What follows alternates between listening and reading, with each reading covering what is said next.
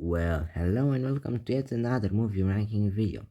Today, we'll be ranking Harry Potter films. Just before we start, yes, I've been on holiday for the past week or so since I haven't posted, and yeah, now I'll come back to posting once every 1 to 2 days. Yeah, this is the second movie ranking that I've done after the MC one. Month or so ago, like almost 2 months. I don't even know when that video posted. It's been a long time.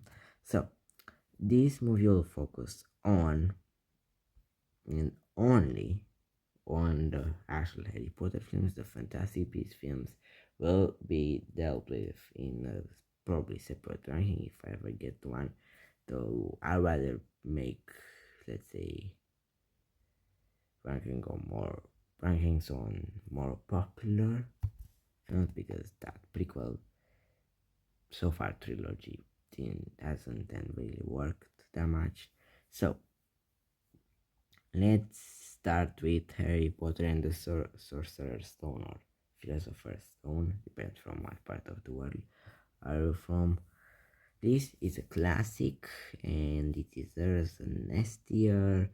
I mean, the story is excellent. It basically introduces us to the whole franchise. It introduces us to Voldemort. It introduces us to Hogwarts, all its characters, Harry and his friends, and yeah. Also, I really like how the book was only published like 3 or 4 years before the movie, and was so popular they immediately had a movie made based on it. Now, Chamber of Secrets is also classic, but I think it lacks the drama and the storytelling that the first movie had. I think it's a bit worse. So that's it. Is why it's in an 8 tier. Same for Prisoner of Azkaban. Of course, it has some elements like time traveling and the I don't know, the fact that Harry has still gotten Godfather alive. That elements are well done, but again, it does lack some, I don't know, something to push it over the edge into S tier, in my opinion. Now, the Goblet of Fire is probably a first average, in my opinion. Harry Potter film, I mean, doesn't really. That's well, I mean, I liked the reintroduction of Voldemort. Now, of course, in a human form for first time in the series. But the actual fact that the movie is not really based that much on that, and basically it's based on Triwizard's tournament and I don't know, couples getting formed, first couples of course. Yeah, it just keeps derailing of the main plot how they wanted.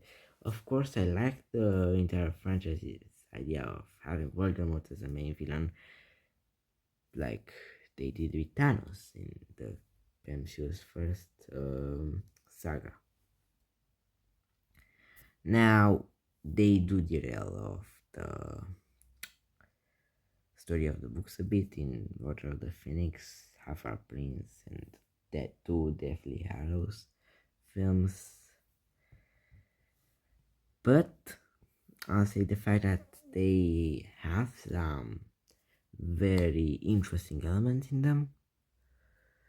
Um, the Order of the Phoenix and the After Prince are both 8 tier movies.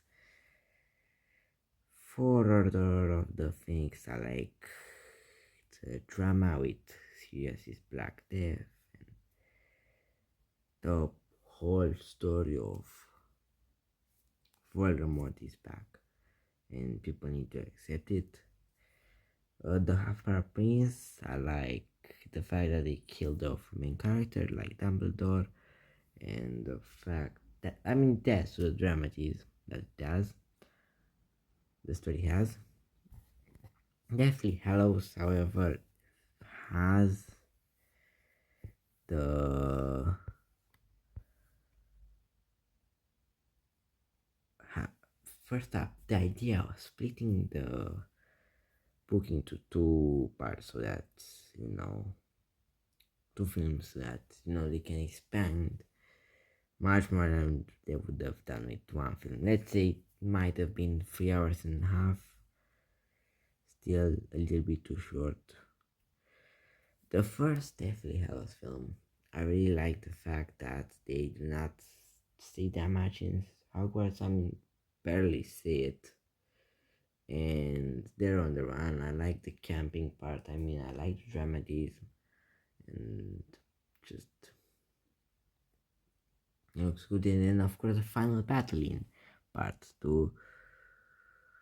Looking back at it now, it feels kind of generic because we've seen multiple superhero films do kind of the same thing.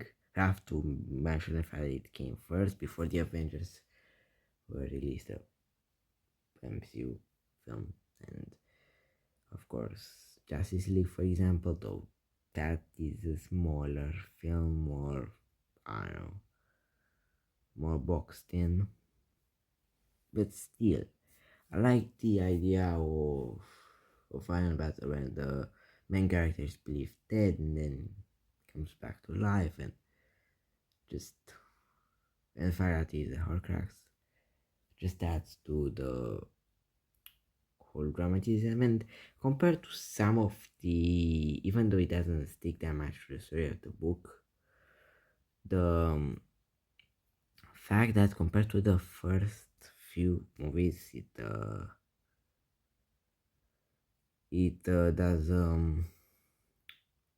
use a lot more of an unpredictable uh, script, and yeah, there's some things you can't predict if you haven't watched or known about the films, but and some things, for example, in the earlier films, I mean, those films were less dark because they were just kids at the moment, and the actors were kids, and they couldn't do, for example, the first two films or three, they couldn't use kids for very dark films like they ended up being. So yeah, basically, in my opinion, other than Goblet of Fire, every movie is at least an 8 year.